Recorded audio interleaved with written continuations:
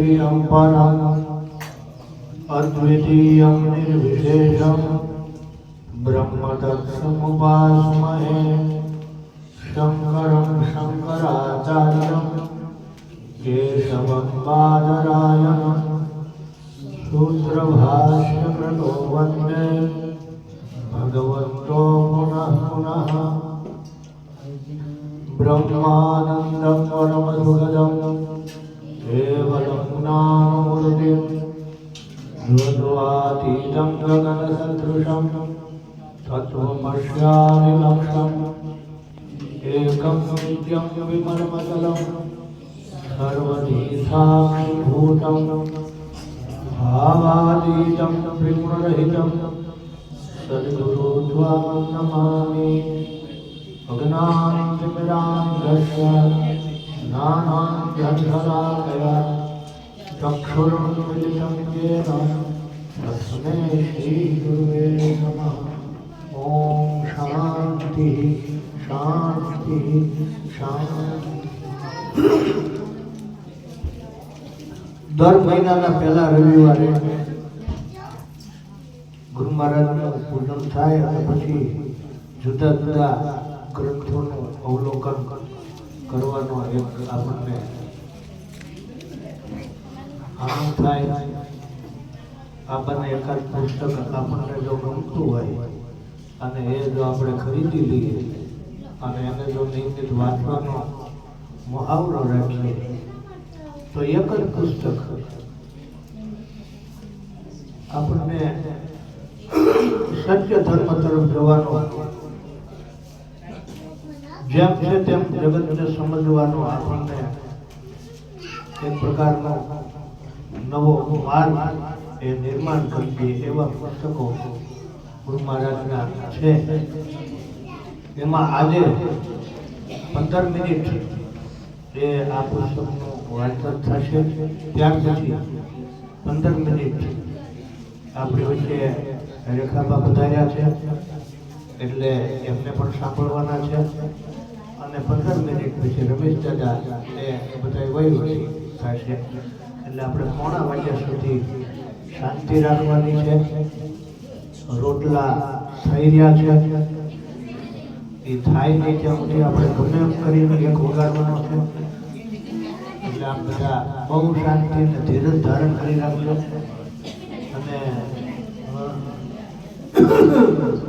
એ બાજુ ભાઈ હવે ત્યાં પૂર્ણાહુતિ કરી નાખો દર્શનભાઈ, હવે શાંતિથી બેસી જાઓ અને બહારથી કપડાં પહેરાવી દે।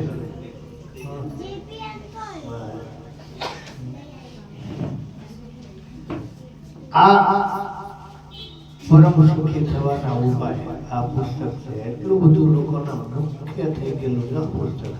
કોઈ પણ વ્યક્તિ એ એટલું તો બોલે કે આપણે બિલખા ગયા તો કે હા અરે ગુરુદેવના અદ્ભુત પુસ્તકો એમાં પરમ સુખી થવાના ઉપાય।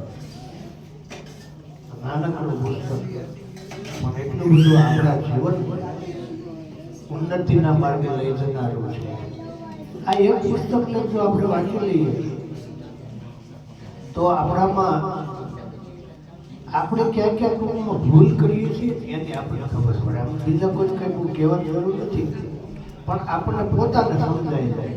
આમ ક્યારેક ક્યાંક ભૂલ થઈ હોય તોય આપણે સમજાય કે આપણે આ ભૂલમાં આવી ગયા છીએ, આ કરાય નહીં।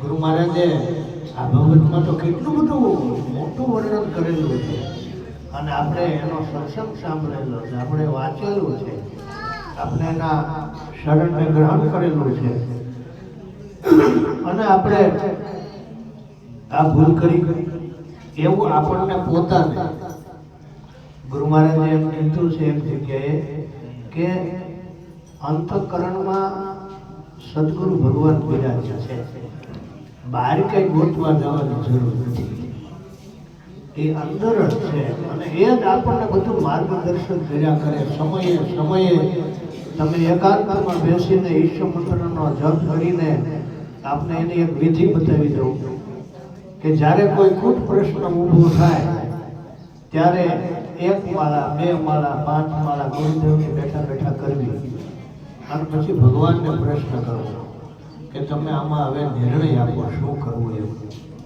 એટલે અંદરથી ગુરુ મહારાજ આપણને તરત જ એનો નિર્ણય આપે કે આમ કરાય આમ ન કરાય. આવા સમર્થ આપણા સદગુરુ ભગવાન છે.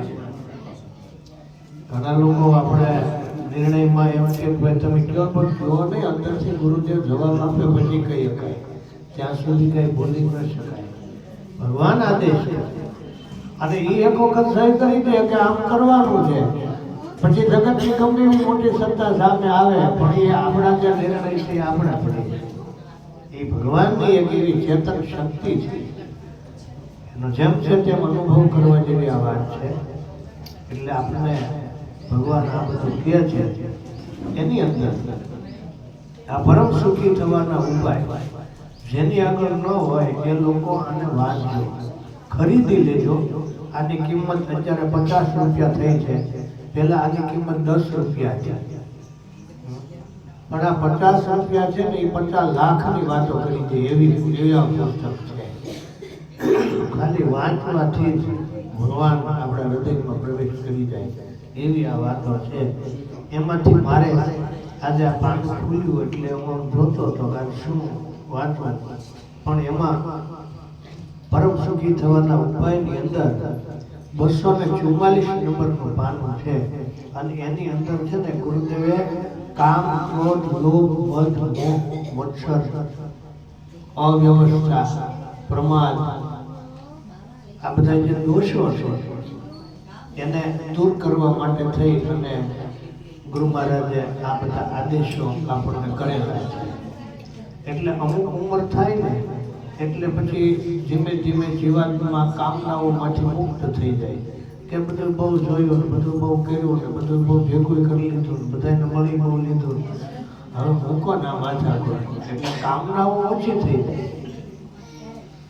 અમુક સમય જાય એટલે ક્રોધ પણ ઓછો થઈ જાય. આપણને એમ થાય કે હવે બડબડ કરીએ પણ કોઈ સાંભળતું નથી, મૂકો ને માથા કોઈ, એમ બેઠા બેઠા માળા ન કરીએ એટલે એ મન થઈ જાય કે હવે કોઈ જ્યાં જાય ત્યાં આપણે ક્રોધ કરતા હોઈએ પણ પછી ક્રોધમાં આપણે પોતે સમજી જાય કે હવે આમાં બહુ માથાકૂટ કરવાની જરૂર નથી. એટલે કામ, ક્રોધ, મદ, મોહ આ બધું ધીમે ધીમે ઉંમર પ્રમાણે છૂટતું જાય છે. એક વસ્તુ છે એ મરણ સુધી જાતી નથી, એને માટે થઈ પુરુષ પ્રયત્ન કરવો પડે.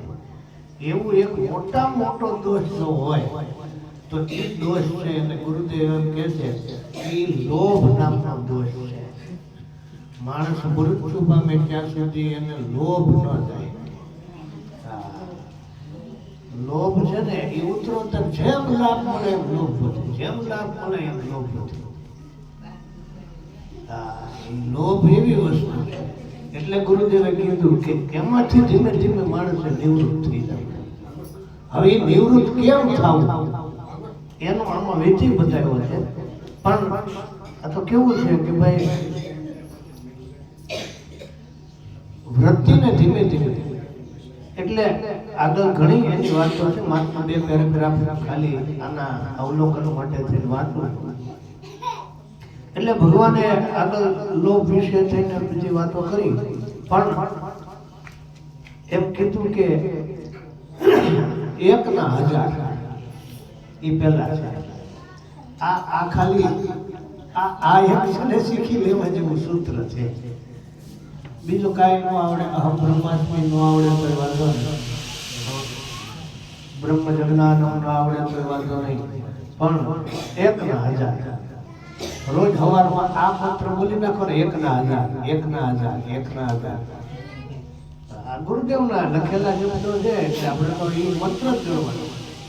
1,000 જો તમે પ્રભુની પ્રસન્નતાને અર્થે સુપાત્રે યથાશક્તિ દ્રવ્ય વાપરશો તો પ્રભુ તમને તે વ્યાજ સહિત પાછું આપશે. આ ભગવાનના વાક્ય છે. 1 ગણું દાન અને સહસ્ત્ર ગણું પુણ્ય એવી લોકોમાં કહેવત છે. જો જળ ભૂમિમાં જુવાર, બાજરો, ઘઉં અને બીજા ધાન્યો વાવવાથી તે એકમાંથી ઘણા દાણા ખેડૂતને આપે છે તો આ ઈશ્વર રૂપી વા સુપાત્ર મનુષ્ય રૂપે ચૈતન્યમય ભૂમિ તમને વધારે કેમ નહીં આપે? તમારા ઘેર વિવાહ પ્રસંગે વિવાહ પ્રસંગે તમારા કલોઈ એટલે કે બહેનો, દીકરીઓ, ભાણકીઓ, ભાણેજો એ ચાંદલાના જેટલા રૂપિયા તમારા પુત્ર આદિને આપે તેનાથી બમણા કે 3 ગણા કે વધારે શક્તિ પ્રમાણે તમે તેને પાછા આપો છો. આપણો નિયમ. દીકરી હો લખાયો હોય તો કે ભાઈ આપણે શું લખાયું હો તો કે ભાઈ ને એકાઉન્ટ પાછા દઈ દે, અથવા તો હો લખ્યા છે તો 200 દઈ દે. ગામડામાં હજી રિવાજ છે. સાધુ બ્રાહ્મણોની ચાંદલો ન હોય. સાધુ બ્રાહ્મણો આવી 500 લખાવે એટલે તરત જ જે વહીવટદાર હોય એ જ છે 500 માં 500 ઉમેરી પાછા હા તરત જ નાનો પાડે તો ચાંદલો નથી લેવાનો. આ નામ સાધન અને પછી એમાં એ ઉમેરી જેટલા આપો એટલા ડબલ ઉમેરી પાછા દઈ દે. સાધુ બ્રાહ્મણોની દક્ષિણા ન લે પણ એ આપે તો ના પડે એટલે સ્વીકાર. ભગવાને જે હો વર્ષ પહેલા લખેલું છે પાછા આપો છો તો પ્રભુ તમને તમે પુણ્યમાં વાપરેલા દ્રવ્યથી વધારે કેમ નહીં આપે? ભગવાનના માટે જો વાપર્યું એની વ્યવસ્થા હોય અને ઘણું કરી પડે અને આપશે માટે તમે તમારી શક્તિ પ્રમાણે પ્રસન્નતાથી શુભ કાર્યમાં દ્રવ્ય વાપરતા રહો. વાપરતા રહ્યો ભાઈ, વાપરતા તો હોય છે. એના માટે છે ને નાનકડું દ્રષ્ટાંતથી ગુરુદેવે આપેલું છે, એનું સંક્ષિપ્ત વાંચન કરું છું કે જે કંજૂસ માણસ છે ને એનું આપણે ત્યાં એમ કહેવાય છે ખબરમાં નામ ન લેવું. હા, લોભીનું નામ ખબરમાં જો લઈ લે તો ખાવાનું ન મળે. એટલે એ હવારમાં નામ બોલાય બોલ્યા તો આપણે ગયા. એનું દ્રષ્ટાંત ગુરુદેવે એ વખતમાં નામ. સવારમાં ઉઠીને ઘણા માણસો કંજૂસનું મોઢું જોતા નથી. જો કોઈ તેનું નામ લે તો કેટલાક કહે છે કે તેનું મોઢું સવારમાં નામ લીધું હોય તો એમ કે એનું મોઢું બહાર. તેનું નામ લેવાથી સાંજ સુધી આપણને રોટલા ભેળા નહીં થઈ જાય એવું કહેવાય. અત્યારે એ સવારમાં ક્યાંય રે યાદ કરે. આમ કંજૂસનો સૌ તિરસ્કાર કરે છે.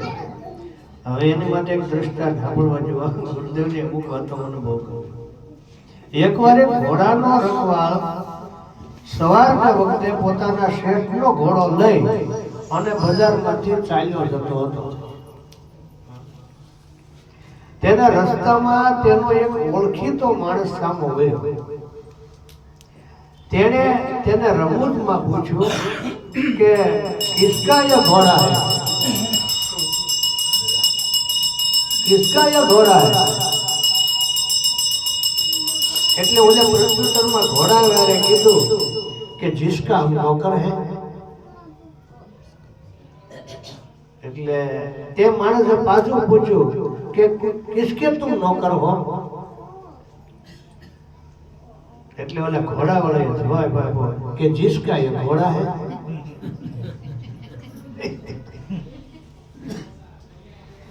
पहले कहूं नाम क्यों नहीं लेते? घोड़ा वाले को तुम क्यों नाम नहीं लेते?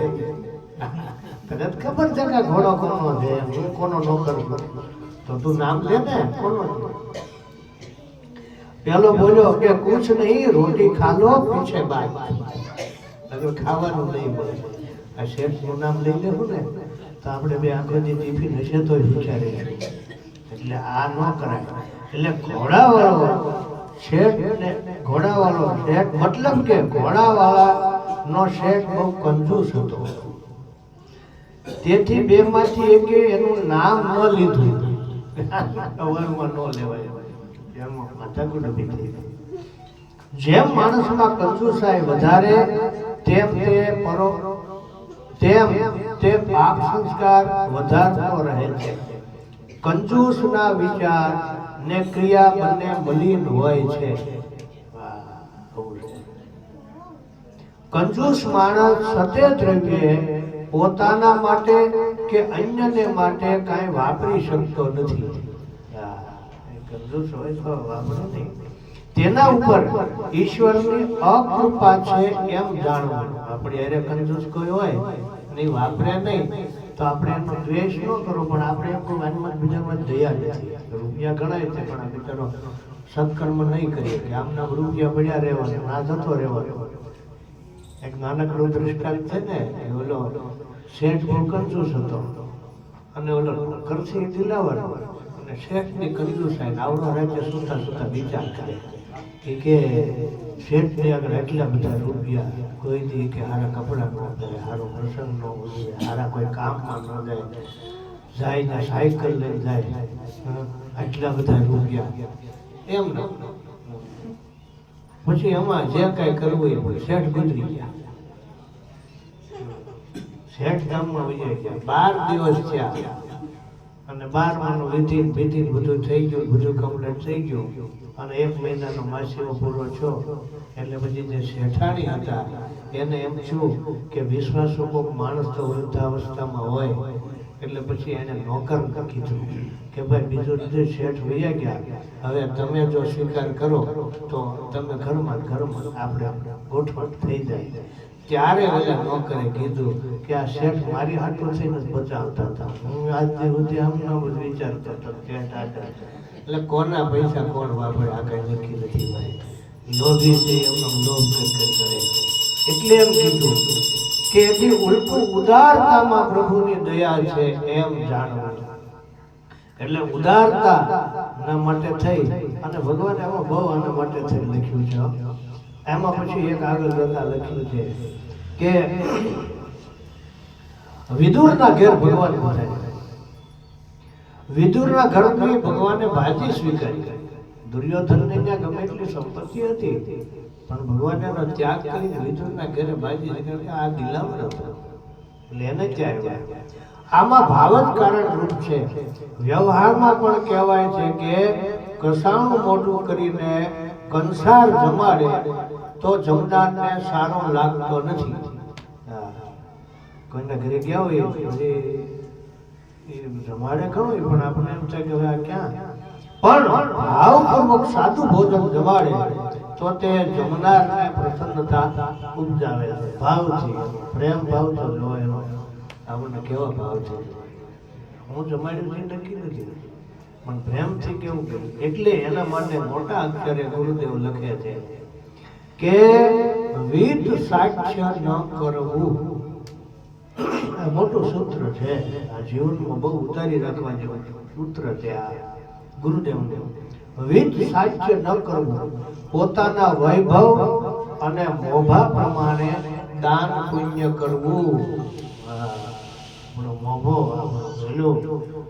કોઈ આપણે માને છે તો પછી આપણે આપણી પાસે છે, ભગવાને આપ્યું છે અને એ આપણે પછી ત્યારે એમ કોઈ લખી નાખો મારા તો કે હવે આને પાછલી લાઈનમાં મોકલી દે ભાઈ, આ છે કરોડપતિ પણ આના ખીચામાં પૈસા નહીં નીકળે યાર.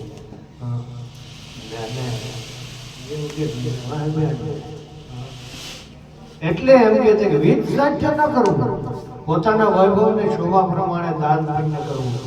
પોતાની પાસે વિધ દ્રવ્ય છતાંય તેનો સારા કામમાં બિલકુલ ઉપયોગ ન કરવો અથવા તો બહુ થોડો ઉપયોગ કરવો. પોતાની શક્તિ અને વૈભવ અને શોભા પ્રમાણે ન વાપરતા સંકુચિત હૃદયે બહુ થોડું વાપરવું એને વિધ સાક્ષ્ય કહેવાય છે.